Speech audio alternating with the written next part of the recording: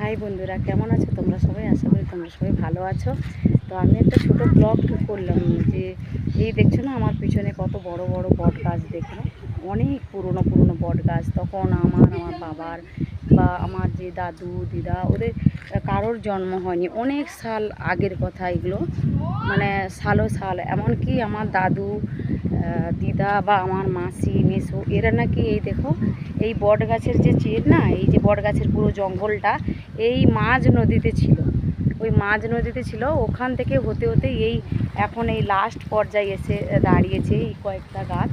এই দেখো না, এই কয়েকটাই গাছ আছে, হ্যাঁ এই কয়েকটা গাছের। আর এই যে নদী, মাঝ নদীতে এই বট গাছের গোড়া থেকে বা এই মাঝ নদী থেকে অনেকেরা সোনা গুড়িয়ে, এখান থেকে সোনা গুড়িয়ে অনেকের সংসার চলে। এখনও কি ওই সোনা এখনও জমা করা আছে ওনাদের পাশে, এখনও আছে আমার মাসিদের পাশে বা আমাদের ফ্যামিলির কাছে অনেকেই পুরনো সোনা এখন জমা আছে। এখান থেকে সোনা গুড়িয়ে অনেকেই সংসার চালিয়েছে, মেয়ে বিয়ে দিয়েছে, বাড়ি করেছে, ঘরদর করেছে।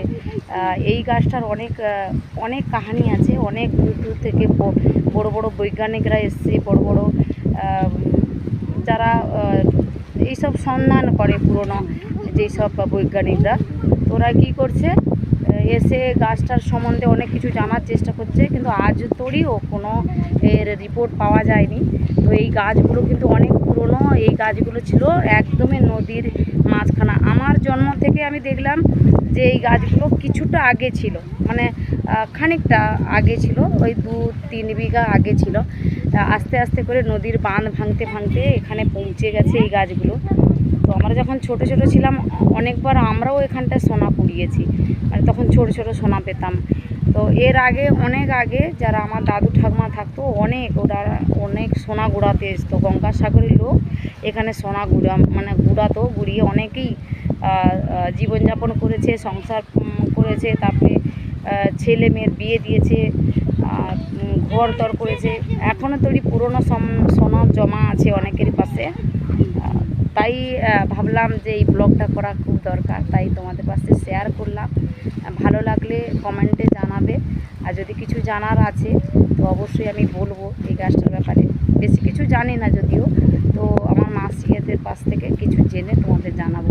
দেখো এই নদীটা পুরো মাসিদের ঘর বাড়ি সব নদীতে পড়ে গেছে, জমিন জায়গা সব নদীতে পড়ে গেছে। তো পরে পরে ওই বট গাছগুলোও এই কিনারাতে এসে লেগেছে।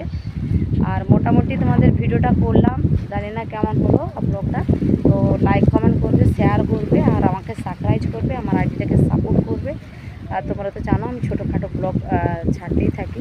তো আশা করি ভালো থেকো, সুস্থ থেকো। রাখছি, টাটা, বাই বাই।